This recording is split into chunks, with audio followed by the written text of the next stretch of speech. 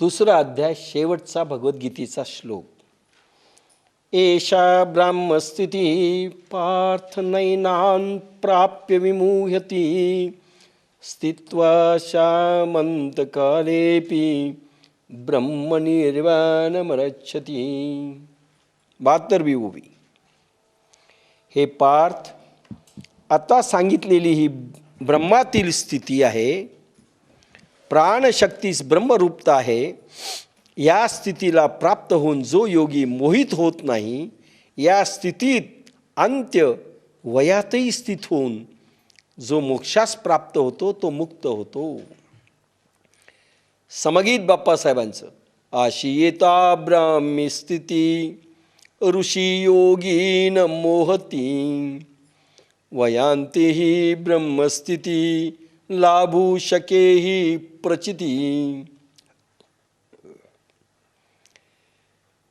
ज्याचे पूर्वपुण्य परिपक्व झाले किंवा अभावयोग साधनांनी प्राणमन बुद्धी ज्यांची थोडी थोडी स्थिर झाली, थोडे वैराग्य आले, जे परमप्रेमाने विव्हळ झाले, असा पात्र साधकासाठीच गीतोक्त वैराग्य बुद्धियोग लक्षणी राजर्षी विद्या किंवा ब्रह्मर्षी विद्या आहेत. त्या अतींद्रिय ज्ञान बळाने आपोआप अनायास होणाऱ्या आहेत. यात ध्यानयोग अथवा सिद्धयोग पद्धतीने विषय ध्यान बंद होते, मग असंगता येते, मग विरक्ती, नंतर वैराग्य, विवेक, मग आत्मध्यानात अधिक काल रमण होऊ लागले म्हणजे प्राणमन बुद्धीत निस्पंदता येते. या स्वाभाविक अवस्थेला निष्काम म्हणतात. बाप्पासाहेब निष्कामचा अर्थ किती लांबलचक सांगतात. पुन्हा पहा. सर्वसाधारण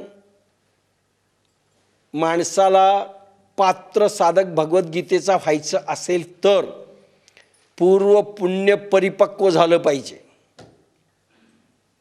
पूर्व पुण्य फळा आले आज म्या देखिली पाऊले. पूर्व पुण्य फळा आले आज म्या देखिली पाऊले. काही ना तुम्ही सांगता ज्ञानेश्वरीला या, साधनेला या, येत नाहीत.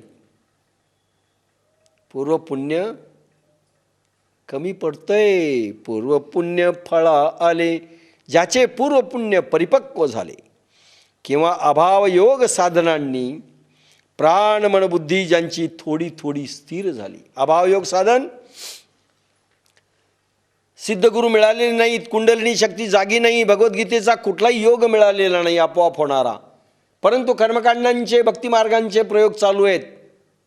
भजन, कीर्तन, नामसंकीर्तन, गायत्री जप, योगयाग विधी, अष्टांग साधन,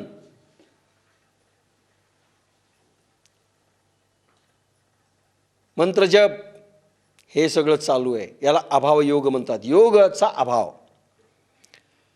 साधनाने प्राण मन बुद्धी ज्यांची थोडी थोडी स्थिर झालेली आहे. थोडी थोडी स्थिर म्हणजे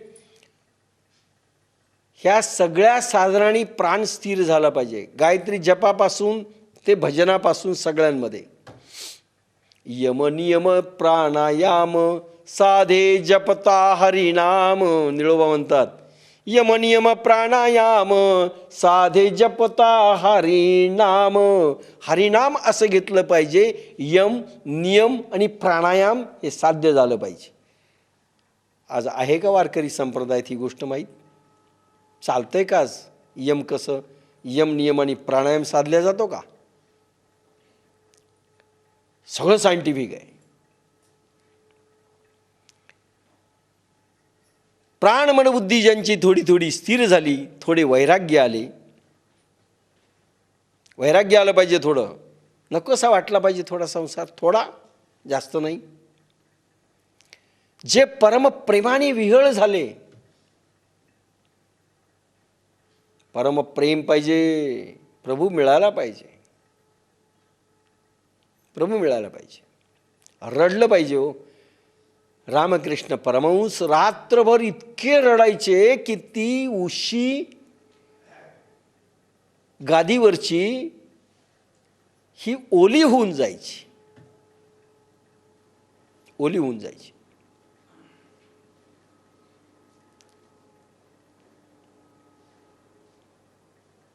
परमप्रेमाने विहळ झाले असा पात्र साधकासाठी गीतोक्त वैराग्य बुद्धी योग लक्षणी राजर्षी विद्या किंवा ब्रह्मर्षी विद्या आहेत. त्यांना त्यांच्या पात्रतेप्रमाणे कर्मयोग राजर्षी विद्या म्हणजे राजर्षी योग किंवा बुद्धियोग किंवा ज्ञानयोग असं किंवा ब्रह्मर्षी विद्या ह्या मिळू शकतात. त्या अतेंद्रिय ज्ञानबळाने आपोआप आणायास होणारे आहेत. तुम्हाला माहिती आहे तुमचे सगळे योग आपोआप होतात, तुम्ही काही करत नाहीत. या ध्यान योगात सिद्धयोग पद्धतीने विषय ध्यान बंद होते. एकदा श्वास ऊर्ध्व गती सुरू झाली की विषयांकडे धावतच नाही, प्राण बाहेर येत नाही, विषयांकडे धावत नाही, बाहेर धावत नाही, कमी धावतो, विषय ध्यान बंद होतं. मग असंगता येते, असंग स्थिती येते. प्राण आणि उपप्राणांचे प्रवाह थोडे बंद होतात. एका मिनिटात 4 श्वास, हळूहळू तोही बंद झाला पाहिजे.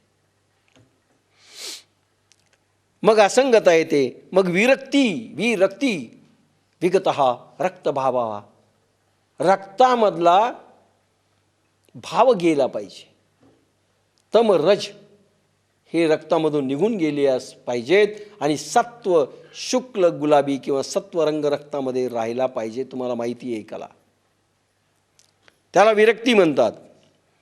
विरक्तीनंतर वैराग्य आणि मग वैराग्य येत असतं. विरक्ती आधी आहे, मग वैराग्य येतं. म्हणजे विषयांचं ध्यान सुटू लागतं. विवेक जन्म घेतो.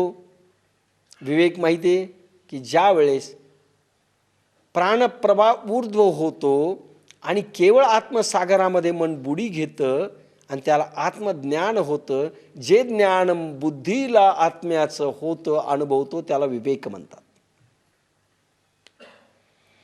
मग आत्मध्यानात अधिक काळ रमण होऊ लागले म्हणजे प्राण मन बुद्धीत निस्पंदता येते.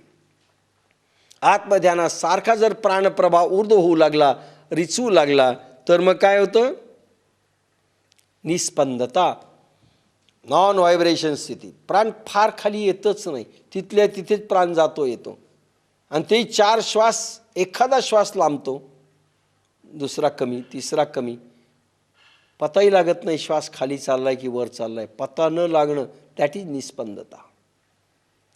या स्वाभाविक अवस्थेला निष्काम म्हणतात. तिथे कामना रहित माणूस होतो, निष्काम.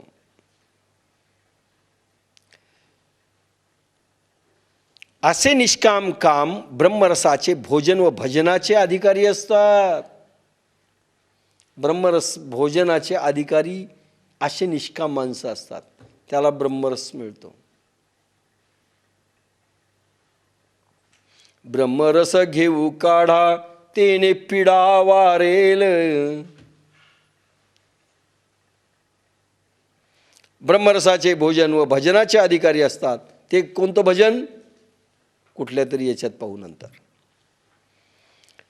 हा गाभा लक्षात घेऊन 368वी ओवी व पाहावी. ज्ञानेश्वरीप्रमाणे सर्व अनुभव प्रत्यक्ष न आले तर साधकाने निश्चित समजावे की आपली रीती चूक झाली आहे. कोणत्या ओवीचा जास्त विस्ताराने अर्थ सांगितला आता येणारा? हे ब्रह्मस्थिती निस्सीम जे अनुभविती निष्काम ते पावले परब्रह्म अनायासे. जे ब्रह्मस्थिती, परब्रह्म परमात्मा इथे जर असेल तर खाली जाणारा श्वास हा प्राण ऊर्ध्व झाला पाहिजे. प्राण मन बुद्धी तिथे स्थिरावली पाहिजे. त्याने कार्बन डायऑक्साईड फार थोडं खाली आला पाहिजे वरच. आणि अखंड समाधी सुखमध्ये तो राहिला पाहिजे. कित्येक तास तो समाधी ध्यानामध्ये राहिला पाहिजे. आणि व्यवहार करत असताना तो समाधी बोधामध्ये पाहिजे. म्हणून गौतम बुद्धाला बुद्ध म्हटलंय. बुद्ध, बुद्ध म्हणजे बुद्धू नाही, बुद्ध अखंड समाधीमध्ये राहणार. हे ब्रह्मस्थिती निस्सीम, निस्सीम शक्ती पाहिजे, निस्सीम अमर्याद, अमर्याद ब्रह्म सुख भोगलं पाहिजे. गोकुळीच्या सुखा अंत पार नाही लेखा. गोपिका माता यशोदा, नंद बाबा, गोपांगणा, गोपबाल, चराचर गोकुळामधला प्रत्येक जीव जंतू देखील ब्रह्मस्थिती अनुभवत होता. गाई वासर सगळे सगळे. आता जात नाही तिकडे. हे ब्रह्मस्थिती निस्सीम, निस्सीम मर्याद, गोकुळीच्या सुखा अंत पार नाही लेखा. आत आणि पार बाहेर. बाळकृष्ण नंदा घरी आनंदल्या नरनारी. गुढिया तोरणे करीती कथा गाती गाणे. अरे घरोघरी गुढी लागल्यात. बाळ दुसऱ्याच्या घरचं, गुढी प्रत्येकाच्या घरी. बाळ दुसऱ्याला झालं आनंद. आनंदन समाई मेदिनी. अरे पृथ्वीवर आनंदाचे लोट उसळले. गोकुळ सोडा. आनंदन समाई मेदिनी. आनंद अवतार आहे. किती बोलावं भगवान कृष्णावर असं सारखं वाटत असतं. हे ब्रह्मस्थिती निस्सीम अमर्याद ब्रह्मसुख ज्याला अखंड प्राप्त होतं. जे अनुभविती निष्काम. त्यासाठी निष्काम झालं पाहिजे. त्यासाठी पूर्ण देह शुद्ध झाला पाहिजे. त्यानंतर रक्तात विरक्ती आली पाहिजे. विरक्तीनंतर वैराग्य आलं पाहिजे. वैराग्यानंतर विवेकाने जन्म घेतला पाहिजे. आणि त्यानंतर निष्काम अवस्था प्राप्त होते. कामना रहित अवस्था प्राप्त होते. वृद्धी सिद्धी असल्या तरी उपभोग देखील घ्यायची इच्छा होत नाही. हे ब्रह्मस्थिती निस्सीम, जे अनुभविती निष्काम.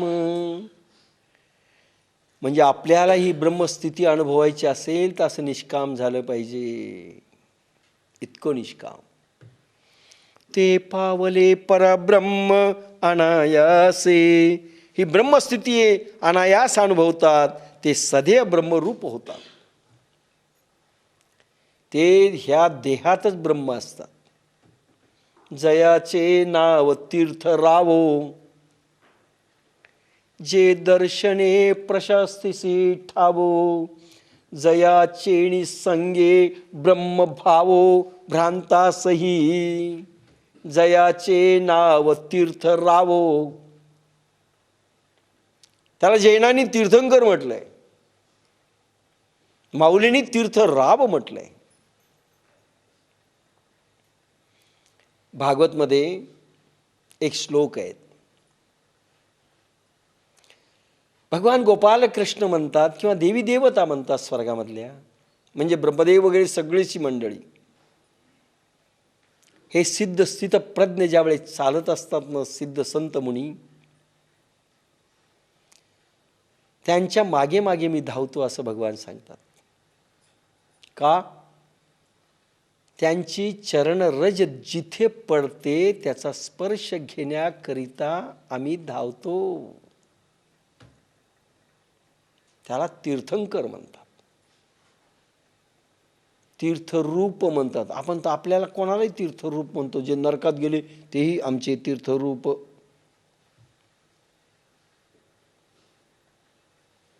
प्रभू इच्छा करतात की त्यांची चरण धूल आपल्याला अशी स्पर्श व्हावी. असं भागवतामध्ये श्लोक भगवान व्यासांनी टाकलाय. भगवान गोपाल कृष्णांच्या तोंडी. हे ब्रह्मस्थिती निस्सीम, जे अनुभविती निष्काम. जे पावले परब्रह्मानायासे. ते देहधारी ब्रह्मस्वरूप आहेत.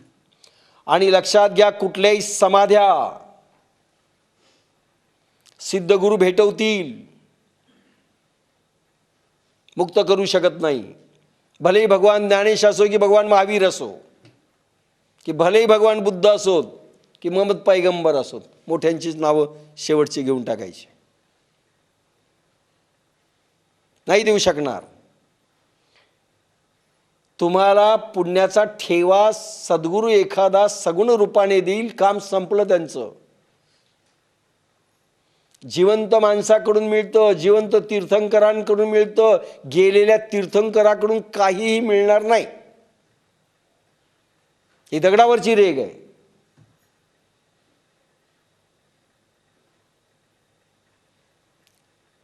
म्हणजे असं बोलतोय याचा अर्थ उलट समजू नका, विज्ञान समजून घ्या. दैवी शक्ती जिवंत ट्रान्सफॉर्मर मधूनच येते. अरे तिरुपतीच्या बालाजीला 2-3 मिनिटं उभा राहण्याकरिता लोक हजारोंचे अभिषेक करतात. अरे त्या पुजारीला विचारा, अखंड जयाला देवाचा शेजार. काय भलं झालंय. त्या ज्ञानेशांच्या समाधीवर ते डोकं ठेवण्याकरिता किती रांगा लावतो आम्ही. तिथं तर रोज त्याचा हात असतो त्या पुजाऱ्याचा. काही भाग्य बदललेलं नाही. टंगडही दिसलेलं नाही माऊलीच, डोळाही नाही.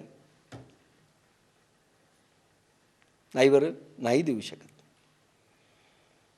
अरे आंधळा विनेकरी सारखा उभा राहायचा. 35 वर्षापासून मी त्याला पाहत होतो. अरे याला काहीतरी दिसलं असेल. नाही. आणि तुम्ही जाता तिथे त्या मंदिरामध्ये तुम्हाला अनुभव येतो, दुसऱ्यांना काय येत नाही.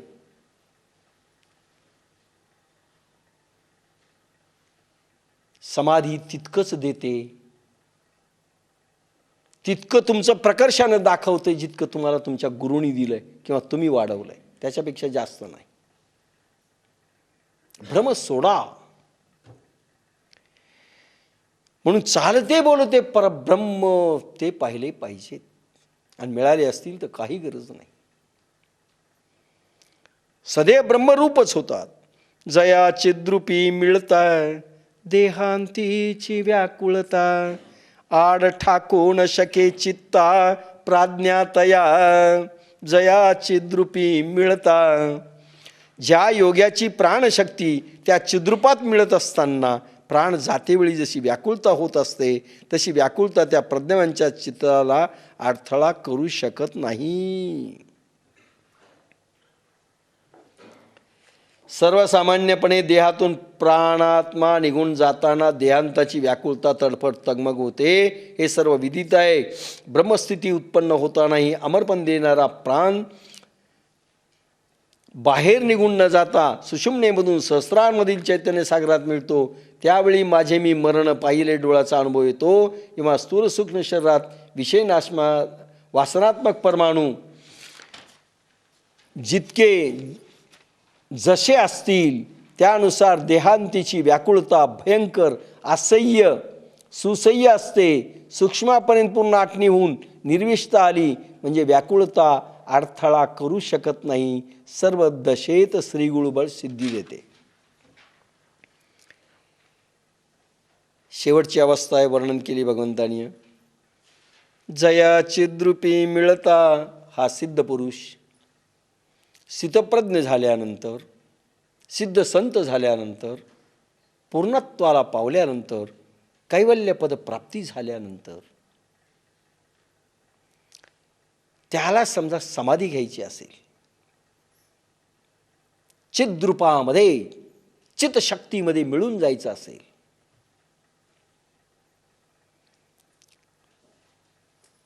जया चिद्रूपी मिळता देहांतीची व्याकुळता. सर्वसाधारण माणसाला मरत असताना असं म्हणतात फार प्राणांतिक काय होतात, वेदना होतात. तुम्ही म्हणाल तुम्हाला अनुभव आहे का? अजून नाही. काही काही परीक्षा करायचीच नसतात. एका शास्त्रज्ञाला विष गोड आहे का कडू आहे का कसं लागतं पाहायचं होतं. त्यांनी लिहून टाकलं. शेवटी त्यांनी देह जायचं म्हणून कुठेतरी अनुभव घ्यावा लागेल, एखाद्याला मरावं लागेल म्हणून त्यांनी विष असं चाकलं आणि गोड आहे पटकन लिहिलं विष गोड आहे आणि मरून गेला. गोड असतं, कडू नसतं म्हणे विष. देहांतीची व्याकुळता. आता ते विष आपण नाही पाहणार, कशाहून गोड आहे माहीत नाही, नाही तर नाही म्हणा, आपल्याला काय करायचं. मरणाच्या वेळेस अतिशय तडप असते म्हणतात. फार शरीर असं आवळून धरलं जातं, प्राणांतिक हजार विंचूड असल्याचा भास होतो असं म्हणतात. हजार विंचूड असल्याचा भास होतो. ही देहांतीची व्याकुळता. जया चिद्रुपी मिळता. ज्यावेळेस सर्वसाधारण माणसं ज्यांचा बोलोरामभाई होतो वर जातात, त्यावेळेस देहांतीची व्याकुळता त्यांना भोगावी लागते. आड ठाकोण शके चित्ता प्राज्ञातया. पण हा प्रज्ञावान, हा योगी, हा संत, हा भक्तराज जात असताना याला कुठलीही वेदना होत नाही, कुठलीही नाही.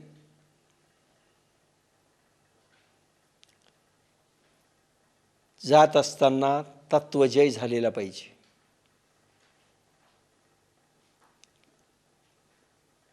पृथ्वी, आप, तेज, वायू आणि आकाश, देह निरामय झालेला पाहिजे, तर अटकाव येत नाही. नाही तर मग भानगड होते, दुसरा जन्म घ्यावा लागतो. घ्यायचा नसेल तर, घ्यायचा असेल तरी देह शुद्ध पाहिजे.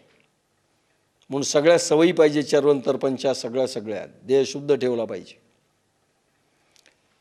त्यानंतर पृथ्वी तत्वातून जलतत्वात जायचं, नंतर तेज तत्वात जायचं, तेज तत्वातून वायू तत्वात जायचं, मग आकाश तत्वात जायचं, आकाश तत्वातून चिदाकाशात, चिदाकाशून मदाकाश, आणि नंतर ब्रह्म विलीन होऊन जायचं. ही कला नाही साधली तर मृत्यू आपल्या ताब्यात येत नाही. तत्वचय. आणि लीन व्हायचं. त्यावेळेस याला कुठलाही त्रास होत नाही, कुठलाही त्रास. इथे जरी म्हटलंय तरी बाप्पासाहेब म्हणत होते, थोडा पाठ दुखते समाधीच्या वेळेस, नाजूक शरीर होतं. ही जी कवटी आहे ना, ही टाळू उडते बालकासारखी. टाळू, ज्या साधू संतांची टाळू बालकासारखी लपलपते तो साधू. जैनांनी आपल्या साधूकडे पाहावं, बुद्धांनी पाहावं, आपणही आपल्या साधूकडे पाहावं, कुठल्याही साधूकडे पाहावं, टाळू लपलपते का? इतकी नाजूक झालेली असते बालकासारखी. बालकाची कशी उडते म्हणून बाया भरतात पहा. टाळू भरणे हा एक प्रकार आलाय. बालकासारखी स्किन होते. ही टाळू उडते, कारण टाळू इतकी नाजूक झाली, उडायला लागली टक टक टक. त्याच वेळेस मग टाळू फुटू शकते. आणि काही योगी चाकू घालून टाळू फोडतात. पहुंच गए बोले वो. नाही, ताडकन फक्त इथलं हे गेलं पाहिजे, ती समाधी. सिद्ध पुरुष कशा ओळखाव्याच्या फार बारीक खूण आहेत. आपल्याला कोणी सिद्ध पुरुष वाटतात. थोडासा त्याग करणारा असला बस सिद्ध पुरुष, चालले त्याच्या मागे. म्हणजे काही रहस्यमयी गोष्टी सांगतोय ज्या इथे काही वेळेस येतील माऊलींच्या ह्याच्यात.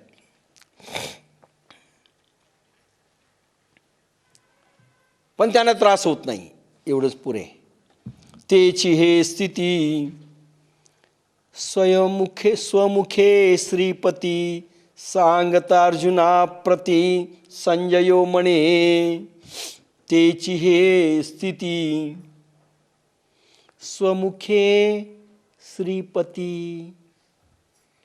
श्री संजय म्हणतो, हे धृतराष्ट्रा, आता इकडचं सेट सुरू झाला माऊलींचा.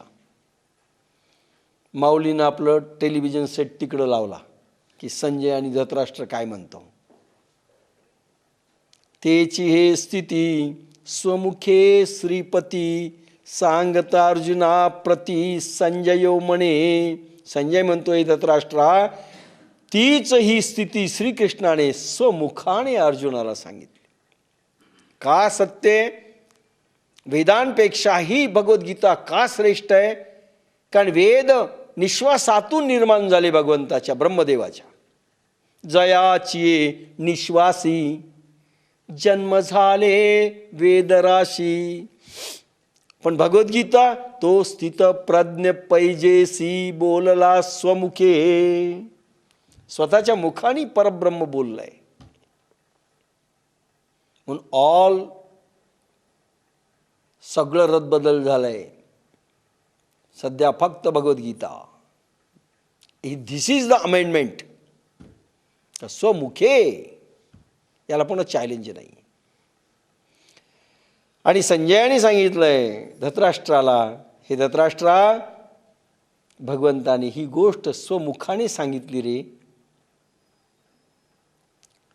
ऐसे श्रीकृष्ण वाक्य ऐकिले तेथ अर्जुने मणी मणितले. आता अमुचिया काजा आले उपपत्ती इया. झालं कन्फ्युजन सुरुवात. कितीही माणसाला समजून सांगितलं तरी जोपर्यंत अनुभव येत नाही तोपर्यंत कुठलीही गाडी कशीही कन्फ्युजनमध्ये येते. कोणाची?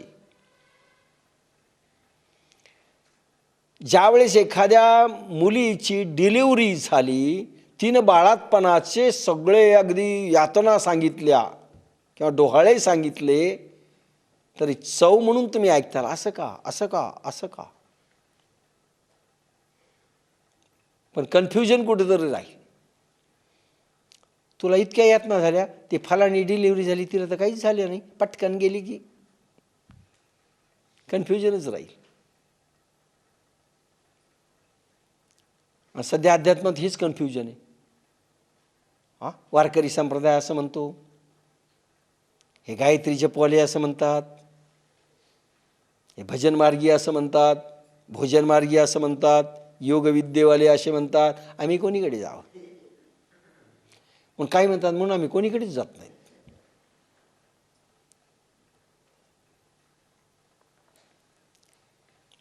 मतांचा गलबला. किंवा रामदास म्हणाले, जो जो जेथवर गेला तो तो तेथून बोलला. जो जितका गेलाय तिथून बोलला.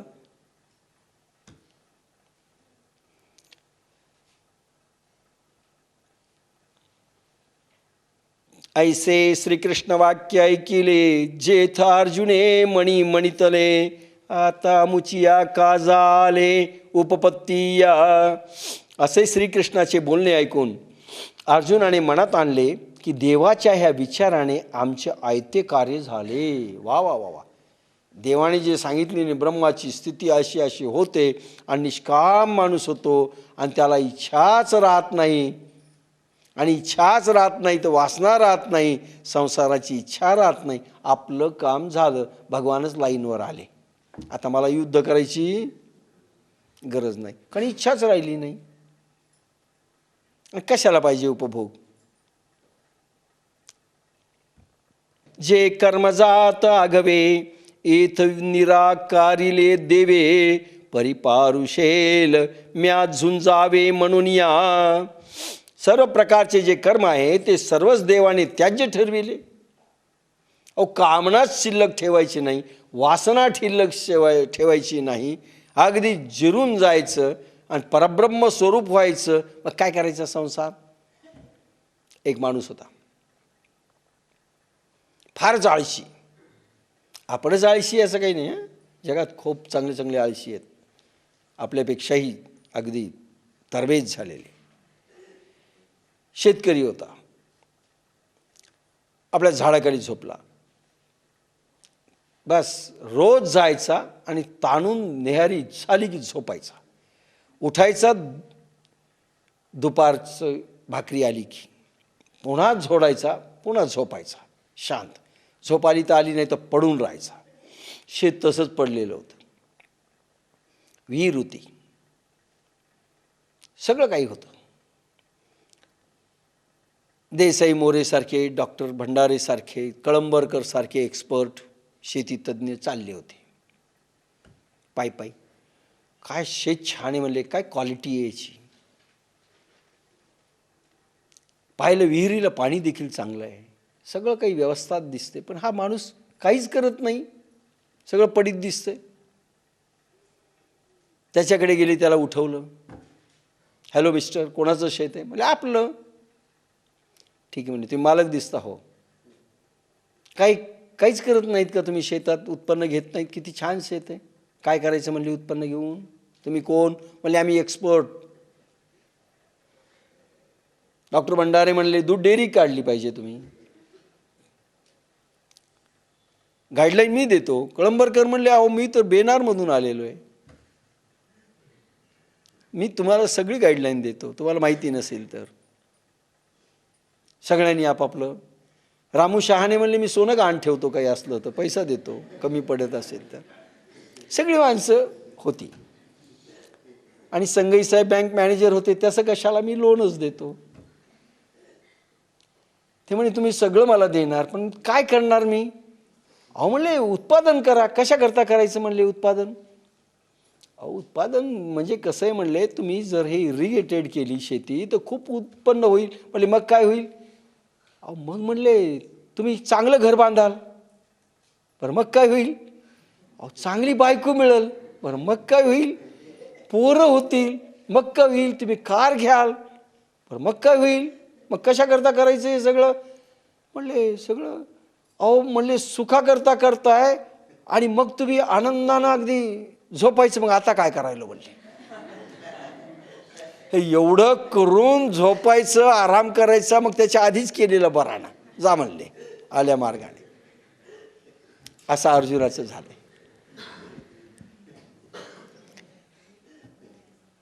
श्रीकृष्णाचे बोलणे ऐकून सर्व प्रकारचे जे कर्म आहे ते सर्वच देवाने त्याज्य ठरविले, तर मग युद्ध करणे आयतेच थांबले.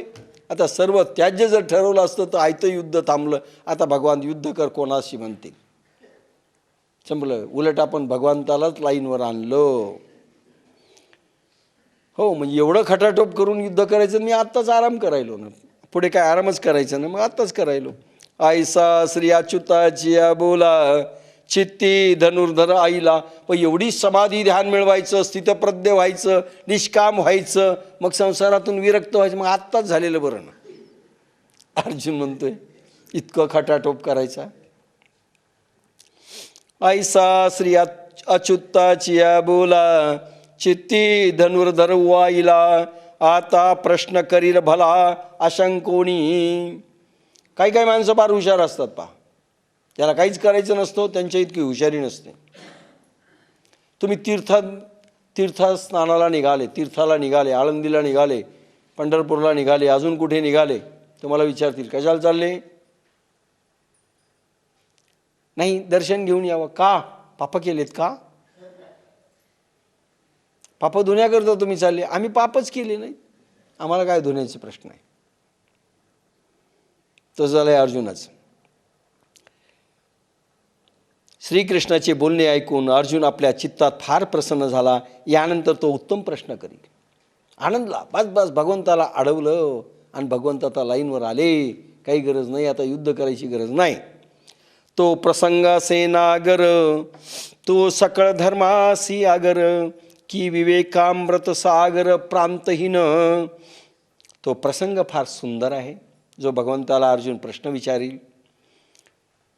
जणू सर्व धर्माचे आगर किंवा विवेकरूप अमृताचा अमर्याद सागर आहे. पुढे येणारा विषय सगळ्या धर्मांचं आगर आहे, सगळ्या धर्मांचं जे सार एकवटलंय. कुठलाही धर्म असो, तो प्रसंग पुढे येईल आणि ज्याच्यामधनं विवेकाचं अमृताचं भांडार असं भगवंत सांगतील. अमृत रस पाझरेल, ब्रह्म रस पाझरेल. तो प्रसंग असे नागर, जो सकळ धर्मासी आगर, की विवेकामृत सागर प्रांतहीन. जो आपण सर्वज्ञनाथ, निरुपता होईल श्री अनंत. ज्ञानदेव सांगेल मात निवृत्तीदास.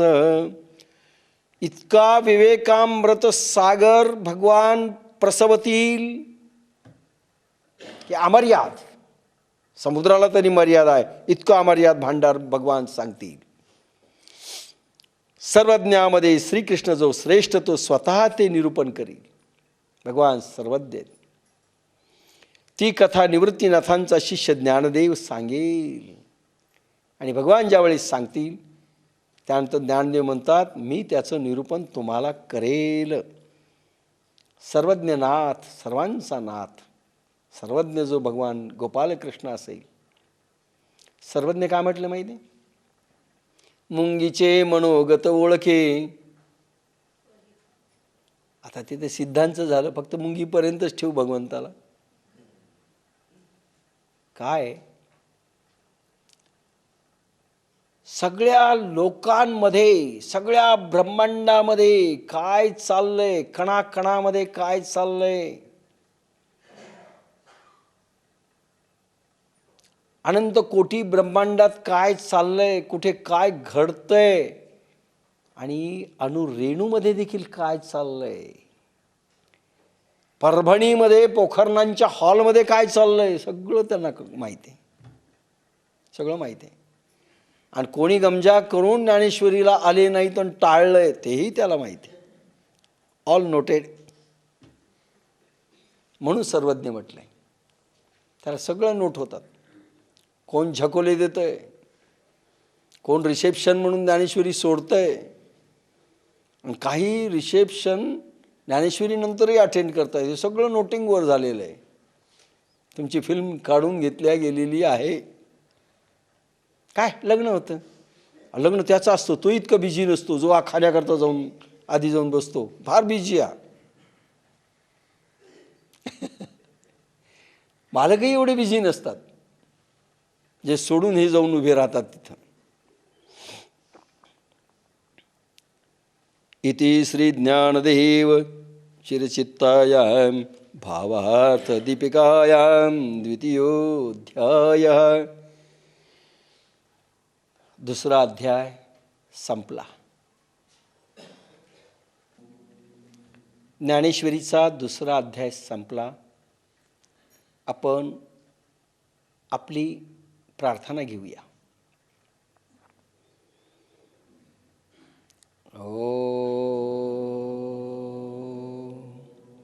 गुरुर्ब्रह्मा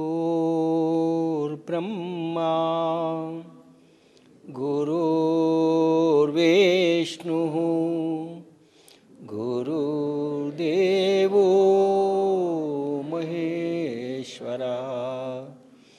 गुरु साक्षात् परब्रह्म तस्मै श्री गुरवे नमः. अखण्डमण्डलाकारं व्याप्तं येन चराचरं तत्पदं दर्शितं येन तस्मै श्री गुरवे नमः. नारायणं महाज्ञेयं विश्वात्मानं परायणं नारायणो परो ज्योतिः आत्मा नारायण परा. नारायणं परब्रह्म तत्त्वं नारायण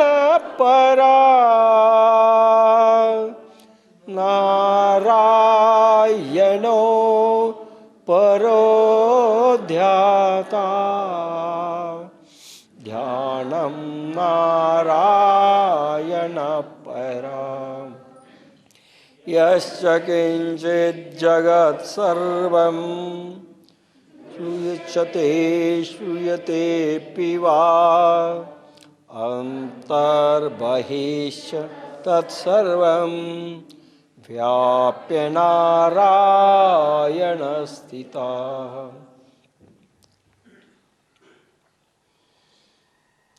ॐ